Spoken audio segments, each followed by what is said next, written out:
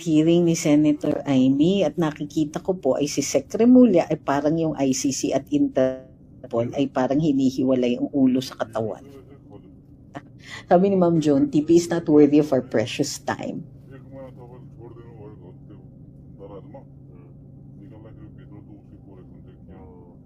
Sabi ni Pinoy sa Perth, mas nanggigigil ako kay Malbil nung hearing, hindi siya masyadong nagsasalita. Oo nga, parang hiding in plain sight. Ang hindi ko matanggal sa yung talaga tumatak sa isip ko, ang sinasabi ni General Torre, I invoke my executive privilege. Girl, kailan ka naging cabinet secretary? As DOJ Sec, pwede ba siyang i-cite in contempt? Wala pong exempt.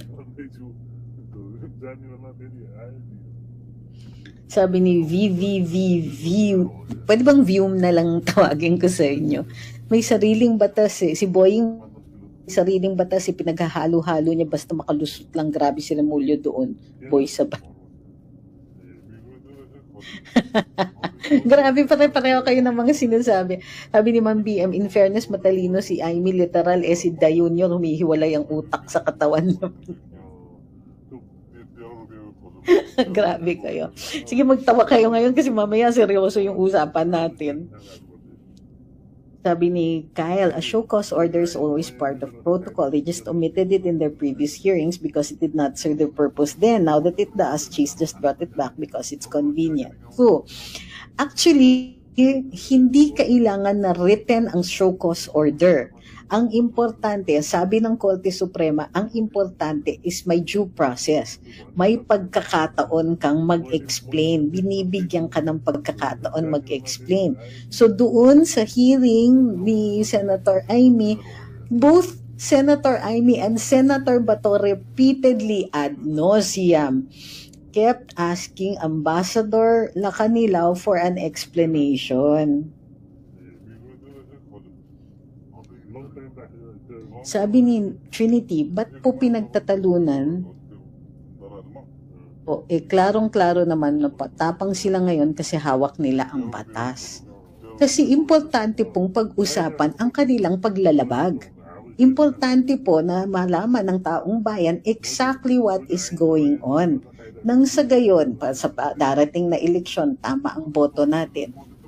Hindi lang nitong 2025, munti ko na sabihin 26, pero sa 2028 din. At para maging maliwanag na ang boses natin, boses ng taong bayan or ng ilan sa mga taong bayan ay maging mapansin din at maisumiti din bilang opinio juris. Kasi kanina pa po namin pinag-uusapan yan kaya hindi nyo siguro nakuha yung yung part. Sabi ni Nit Suganas, para malaman ng taong bayan gaano sila kasinungaling. Sabi ni Ma'am Celine, parang di abogado si Remulla, nakaka-high blood. Mga sinungaling. Sabi ni George, ang angas ni Torre, nakaka-high blood. Grabe. Parang ang feeling ko, naubos ang losartan. Tama ba yung, losartan nga ba yung sa high blood? Sabi ni Sir Dan, yes, I have 4 stray cats. They're currently sleeping. Do I have senator candidates who have negosyante sa Boracay? May tinigok na foreigner. Ayan.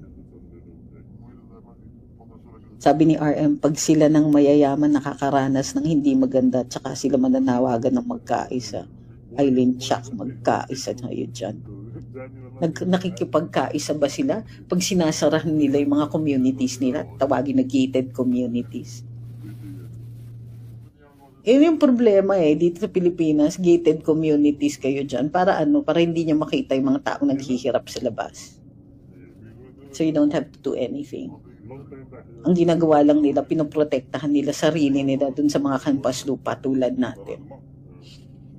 Ay nako.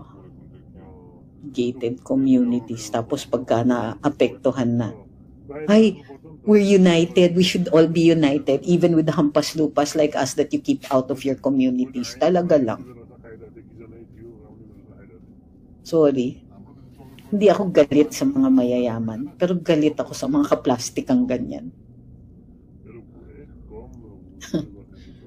mananawagan ng pagkakaisa kung kailan sila na yung natamaan. Pero before that, they won't treat you like an equal. Now they want to be equals with us. Che.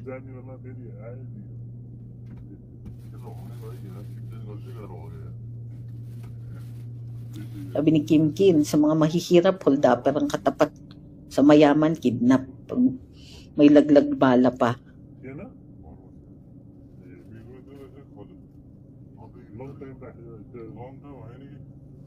Sabi ni Hater of Monsters, this admin is pure denial. Ay, pure PR.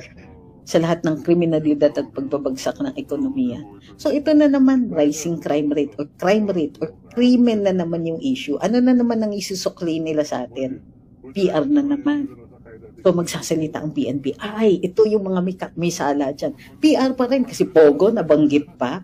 Kulang. Enough na ba yung ebidensya ninyo para erase yun? Ano ba, inuuna ninyo yung statements ninyo na minsan hindi nyo pa rin napag-iisipan ng mabuti. Every time we raise an issue, may magsasalita. So, ito ang ginagawa namin. Intay-intay kami ng ilang buwan. Either hindi kami magiging masaya sa resulta o walang resulta yan. Tagaan nyo sa bato.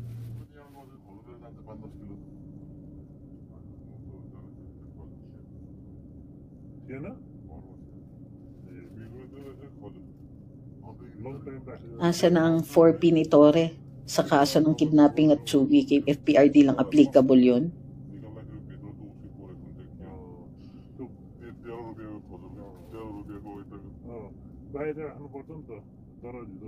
Banatero Marlita says, ang pinakamasakit sa lahat yung mga turugistang pinaglalaban nila pero yung mga biktima wala man lang nagtatanggol.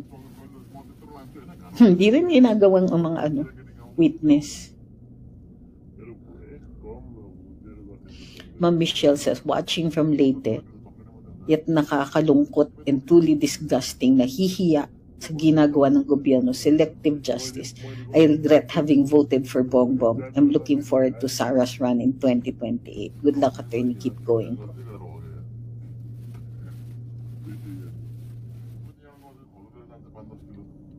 Sabi ni Dikyo, could it be na ginugurgur din nila mga possible dissenters sa hanay ng mga Chinoys? Wala pa akong enough evidence to support that theory. But right now, anything is possible in this stupid government. Sabi ni Lyrene, araw-araw ang daming news about sa unaliving, road rage, bullying sa school, ambush at yung mga bata na nanakaw at marami pang ibang krimen. Yeah. Hindi ako magugulat kung naaanod na talaga ang mga pulis natin. So nangyayari yan dahil ang taas ng level ng korupsyon. Taas ng level ng korupsyon. Tingnan ninyo, 2024 and 2025 budgets lang. Bilyon ang pinag-uusapan dito. Bilyon ang natanggal natin sa ekonomiya. Bilyon ang hindi na umiikot dahil nasa corruption na. O kaya pinamigay ng maliliit na amounts. Ewan ko ba?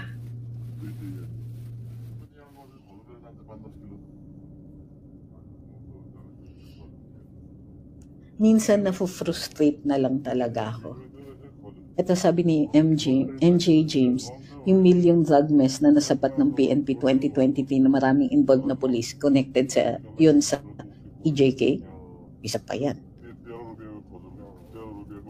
Sabi ni Cruel Time, babalik tayo sa tapong Pilipinas at maraming krimen uli. Parang panahon nung tatay nung isang nakaupo dyan.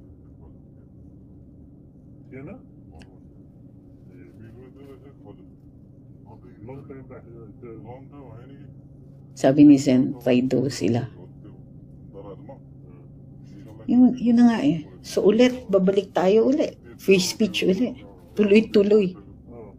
Tuloy-tuloy natin. Kailangan, we have to band together. Kailangan nabibilang tayo. Kailangan nakikita nila. Pwede silang magbingi-bingihan eh. Pwede silang, hindi na ako magbubukas ng social media. Pero kung sakali nakikita nila, every Friday maraming naka-green. Di man lang tayo nagsasalita pero naka-green tayo. Isipin nila. Matatakot sila sa dami natin. Sabi ni Ma'am Karen, puro lang kasi optics, and lies ang admin na to, all hallucinations. O di ba lahat naman nakikinabang sa pulisya ng peace and order, rich, poor, pinks, critics, etc. Asan ang galing ni Torre? Sana kung gaano sila kagaling sa KOJC, vloggers at mga Duterte, ganun din sila kagaling sa mga kriminal at magnanakaw ng pera ng taong bayan. The rich will never be safe in this admin. Better mag-migrate sila. Kung law-abiding nga ay ginigipit like the vloggers, no one is safe.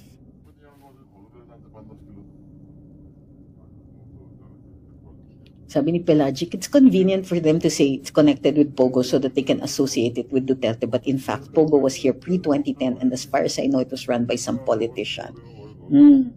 Uy, salamat kay Ni Lopez for the gifts. Kay Arman67 din po, maraming salamat po. At kay Bingsky. Kay Janby din po. Uy, salamat.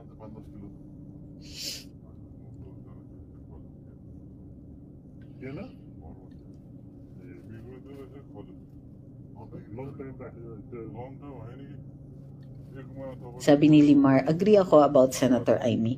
Mahirap kaya ang posisyon ni Manang Amy, nasa gitna siya between family and BFF. Pero mahalaga yung sinasabi niya, suicide bomber.